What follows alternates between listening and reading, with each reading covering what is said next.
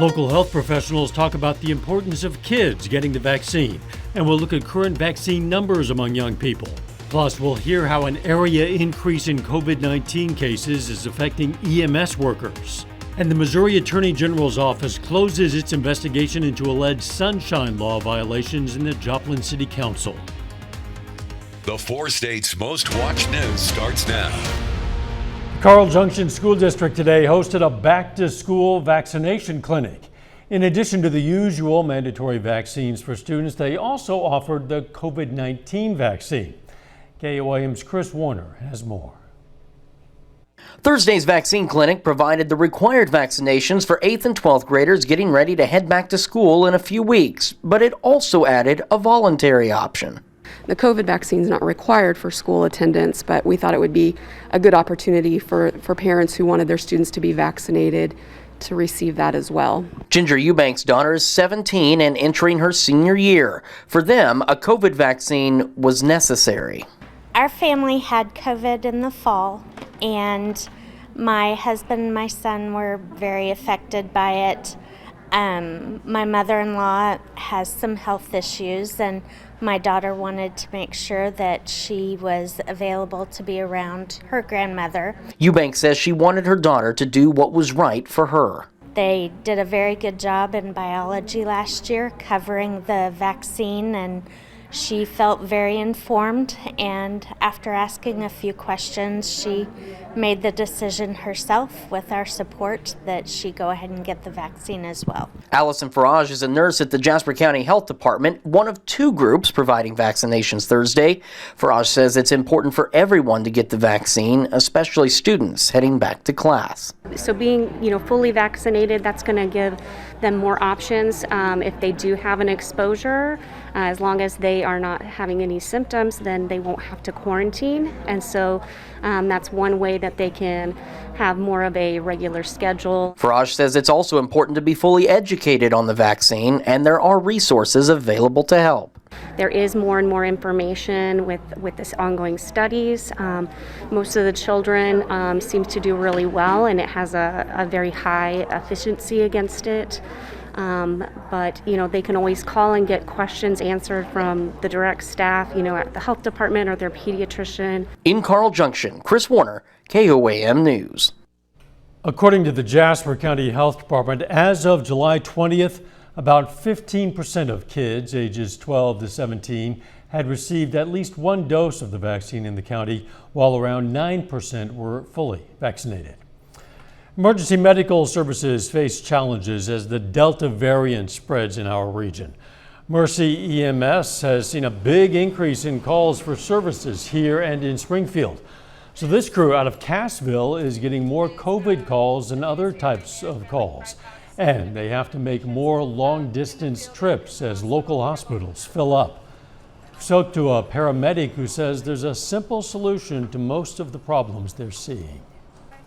The people that we are seeing that are hospitalized with oxygens of 62%, 57%, things like that, who are COVID positive, they're unvaccinated. Everybody has their own reason to not get vaccinated, but a sore arm for 2 days is much better than burying your wife. It's not worth that. Dr. Timothy Tebbins in Crawford County also says long-distance trips are their biggest challenges when they have to take a patient to Kansas City to take an ambulance out of the county for a full 6 hours. Nick Kelly joins us for the moment at least. The heat continues, Nick. Yes, it will, Dow, and it will start the weekend now, but once we go into the end of the weekend, that is when, without spoiling the forecast, heat will finally subside. It looks quiet now for 7th and Range Line, but started out at 74 and went right back into the mid-90s this afternoon with the high humidity. Made it feel like 108 to 109 at the extreme end of things. Throughout this evening, any thunderstorms that actually nicely materialize, they're staying in northern and eastern parts of Missouri, but that is hitting up the next front that will be on the way in. Until it gets here, though, these excessive heat warnings, heat advisories elsewhere, they all stay in effect until 9 o'clock tomorrow night. At least a breath of reprieve from the heat as we go through the overnight, but we're still near 80 across much of the region. The high humidity still makes it feel like the upper 80s. A quick look at the day ahead. Shows us mostly clear to start the day out with lows near 75, but we go back into the mid-90s tomorrow across the region despite passing cloud cover. But again, Dow, relief is on the way by this weekend. We'll check the numbers here in a bit. See you then. The Missouri Attorney General's office says it's closed its investigation into sunshine violation allegations in the Joplin City Council. The AG says they did not find any violations of sunshine laws. The investigation came following resident complaints about council members gathering in City Hall's dining room before meetings. The AG's office says they did provide guidance to the city regarding the complaints. The Humane Society of Missouri says its animal cruelty task force has rescued 21 dogs in McDonald County living in a, quote, appalling situation. The Missouri Department of Agriculture used a court order to inspect the property of a licensed breeder. The society claims the dogs were in extremely poor health and that there was evidence that others had recently died. They say most of the dogs had no access to water. They had to amputate the leg of one. On a scale of 1 to 10 for body condition, only one dog scored higher than a 2. Humane Society of Missouri President Kathy Warnick says, quote, these dogs have been living in horrific conditions. The breeder's neglect is inhumane and utterly reprehensible, end quote. The Missouri Highway Patrol says a Texas woman died on the Elk River north of Knoll, Missouri. The Highway Patrol says Maria Reyes was in a boat that hit a tree and capsized. Reyes was trapped under the boat and drowned. The Highway Patrol says a Commerce, Oklahoma man died in the same general area of the Elk River when he went into deep water. Authorities say Joel Pascal was unable to swim back and he died at the scene. The Oklahoma Highway Patrol says a person died on a crash on 488 Road in Delaware County. They're not yet releasing the victim's name. The patrol says the driver left the road at a high speed and hit a tree. Still ahead, President Biden announces new vaccination protocols for federal workers. And U.S. officials fear what the coming school year could look like following reports of several COVID-19 outbreaks at summer camps across our nation. President Biden today announced new protocols for federal workers and laid out the next steps to get more Americans vaccinated. The administration says the more than 2 million civilian federal workers plus contractors will need to show proof of vaccination or face strict protocols such as regular testing.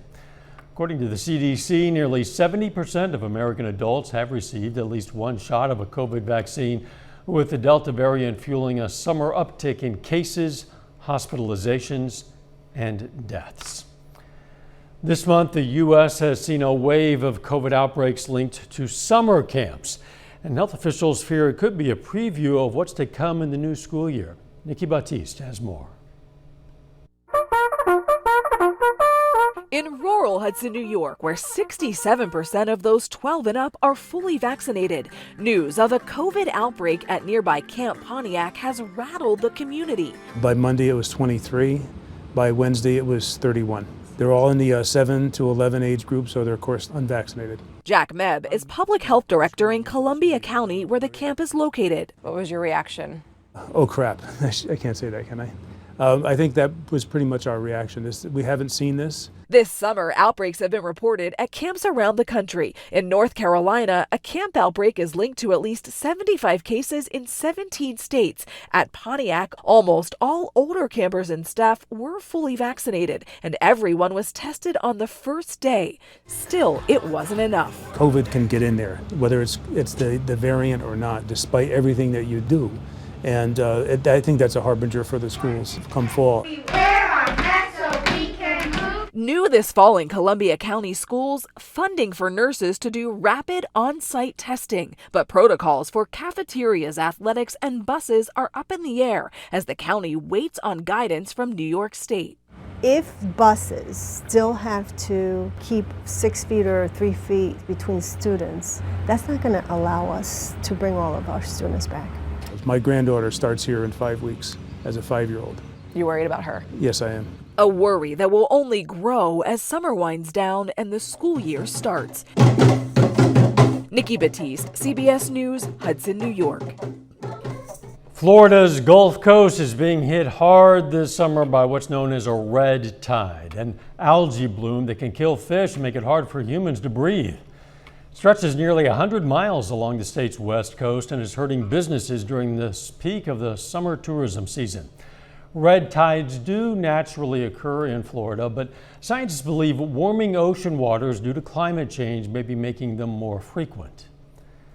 Nearly a year since 9 service members died in a training exercise involving a land and sea assault vehicle, the families are now taking legal action against BAE Systems, the makers of the vehicle, and calling on the military to stop using them. Reporter Anthony Pura has more from the families and their emotional message. This is video from inside an amphibious assault vehicle as a group of service members headed out to a training exercise last year. 8 Marines and a Navy sailor died when the AAV began taking in water near San Clemente Island off the California coast. Sarah lost her husband of 1 month, Corporal Cesar Villanueva. And I would not wish any other wife, fiance, or girlfriend to face the same feeling that I have to endure every day. Family members alongside their attorneys now say they will file a suit against the makers of the AAVs. They claim the vehicles have defective doors, which turn them into a death trap. No training in the world would have got that 5,000-pound hatch open. The hatch was not going to open. Amphibious assault vehicles move on tank-like tracks. They work on land as well as water. Attorneys say they should be beached until the issues are fixed. No track, no amphibious assault vehicle should be in the water. Christiana Sweetwood's son, 18-year-old Lance Corporal Chase Sweetwood, was also killed. There's a hole in my family I can't fix. And I don't want another mother standing at a door at 7 a.m. and 2 casualty officers telling her that her son is missing. Family members hope their lawsuit will force action so no other families will have to go through what they did. The current laws prevent the families from filing a lawsuit against the military, otherwise say would have been considered. Later, the Kansas City Royals look to take the series against the league-leading White Sox. We're going to have the highlights in sports. But first, we'll have to put up with a few more hot and humid days before relief finally heads our way. Forecast up next. It was yet another day where it definitely looked nice to be out and about, but the summer heat and humidity held firm once again across the area. Even with passing cloud cover over Indigo Sky Casino and Resort outside of Seneca, Missouri, it still meant highs jumping back into the mid-90s just like we saw yesterday, and the heat indices felt as high as 108 and 109 this afternoon. Even though we spent much of the day quiet, I have been keeping an eye actually on some thunderstorms that have developed across northern parts of Missouri. They really blossomed up, and there was almost a solid line from Marysville to about, let's say, Bowling Green, north and west of St. Louis, but the storms around Kansas City have pretty much collapsed, and all the thunderstorms in St. Louis are now shifting over to the Illinois side, where we still have a couple of strong storms around the east parts of the metro area. Around here, though, this is our main weather headline still as we head into the weekend ahead of us. Excessive heat warnings for most.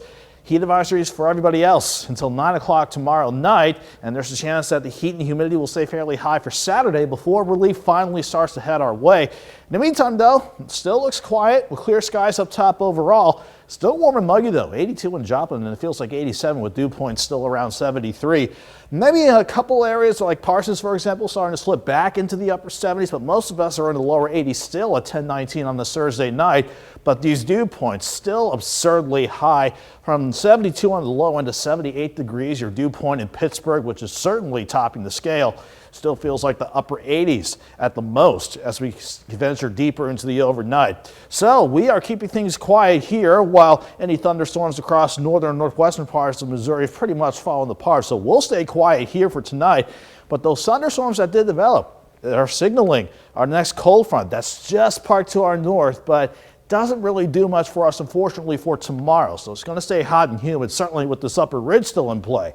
Once this starts to buckle down, though, starting late Saturday and certainly by Sunday, that is when we're going to finally see not only our next shot for rain and storms, but relief from the heat and the humidity as well. As we go through the rest of the overnight, all the thunderstorms to our north and east, they'll stay north and east of us, so we'll keep things quiet, with most of us starting out mostly clear. Overnight lows drop to 75 with the light south breeze to start the morning out. And just like today, we'll have a little passing cloud cover here or there, but we keep things quiet, but we keep hot and humid once again. 92 by noon and topping out around 96 in Joplin. In fact, much of the region back around 96 for afternoon highs under quiet skies for tomorrow.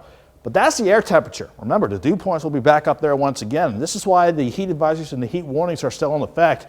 Could feel as hot as 102 to almost 110 in a few spots before we head into Friday evening. But here's Saturday. It's going to be hot and humid ahead of the cold front again, but once we hit late Saturday afternoon, Saturday night going into Sunday, as that upper ridge retreats west, that front slides through. Maybe we have to watch for a few strong storms possible Saturday night into Sunday. I don't think those will be severe, but look at what happens behind the front. We dry out, humidity lowers, and as long as we're back on the cool side of the jet, we're going to love these numbers that are lining up for us. 96 tomorrow, though. 95 Saturday, the high heat and humidity. That's why both days are alert days. But once we hit Sunday, Dow, and we start to trend drier, certainly drier, highs back in the mid-80s and lows back in the mid-60s. The cool side of the jet. That's where we want to be. Our patience will be rewarded. Very good. Thanks, Nick. Coming up in sports, Oklahoma and Texas take the next step on their way to joining the SEC. Plus, Pittsburgh Little League baseball team earns the chance to represent the state of Kansas in the Midwest Regional. Jacob Leonard has that story and more up next.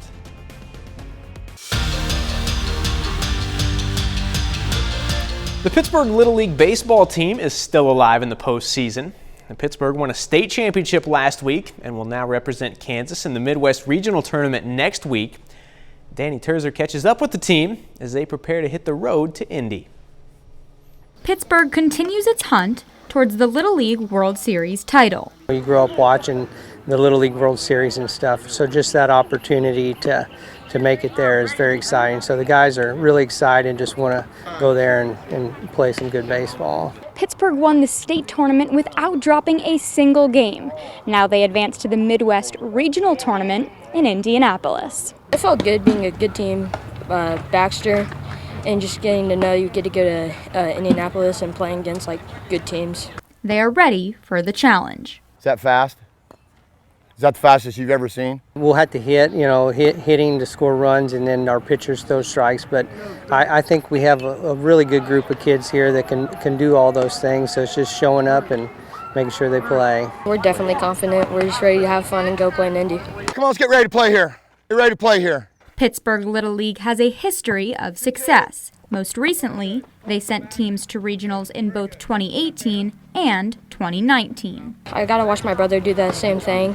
I just want to follow in his footsteps. Now, they get the chance to not just represent their hometown, but their home state. Take a shot at it. It's an amazing experience, just getting to represent Kansas, best team, Little League in Kansas. It's fun. I think that's the neatest part. This is just a really supportive and nice community. So getting to represent Pittsburgh, the boys really have enjoyed that. In Pittsburgh, Danny Terzer, KOAM Sports. Now, Pittsburgh's first game of the Midwest Regional Tournament will be on August 7th against Minnesota. More local baseball here. Pittsburgh facing Ottawa in the Kansas American Legion State Tournament. In the bottom of the first, check out Tucker Akins. Perfect throw to nail the runner, trying to steal third. Game scoreless going to the second. Now in the second, Trevor Amershek with 2 on. Amershek squares up on it over the wall in right. Pittsburgh gets the first 3 runs of the night. This one actually still going. It's tied 5-5 in the top of the 8th. The Kansas City Royals have been on a roll since the All-Star break. The Royals have won 8 of their last 11 games, including a walk-off win over the White Sox in Game 3 of their series last night. Today is the 4th and final game of the series between the Sox and Royals.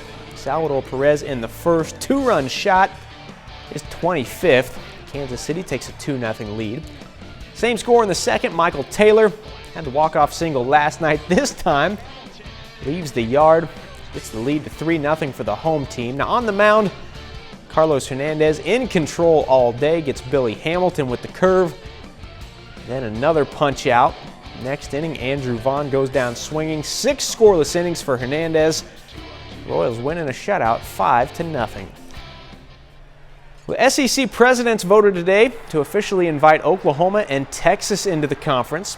And the vote was unanimous, with all 14 presidents voting to bring the two teams in and create a 16-team league. That change will go into effect on July 1st, 2025. Now, the OU and Texas Board of Regents will meet tomorrow to officially accept the invitation. Today is day 2 of Chiefs training camp in St. Joe. And running back Clyde Edwards-Helaire is entering his second year with the team after being picked in the first round of the draft in 2020. Now, he racked up 1,100 scrimmage yards in just 13 games as a rookie. Edwards-Helaire talked today about the changes from year 1 to year 2 and actually getting to be around the team in the offseason. Everything was kind of sped up at the beginning of the season, so during the season it was the time kind of to get comfortable, and then it was mask and kind of staying away from each other, so trying to even bond, outside, it really wasn't happening. The only time that we were able to be around each other was on the field. So, it started to show towards the end of the season, but this offseason was big for me. That's a look at sports. We're back with more news after this. Take time now to honor a local veteran, Corporal James Turbin. The Alba, Missouri native served in the U.S. Army, and we are proud to salute Corporal James Turbin. He's tonight's 4th state hero. I know it's hot. I know it's been hot too long. Hang in there, because eventually relief is coming. Yeah, our patients will be rewarded, just not tomorrow or Saturday. The heat and humidity stay high, mid-90s. That's why we'll have alert days for real days, but behind thunderstorm chances, especially on Sunday, back into the 80s we go. That sounds good. Final sports notes. Kind of tough news for Kansas City Royals fans today. The Royals have traded Danny Duffy to the Dodgers. He was definitely great in Kansas City, pretty consistent for a long period of time there. Rebuilding time, perhaps, for sure, for the Royals. Thanks for joining us. Don't forget our morning show, and let's make it a great tomorrow.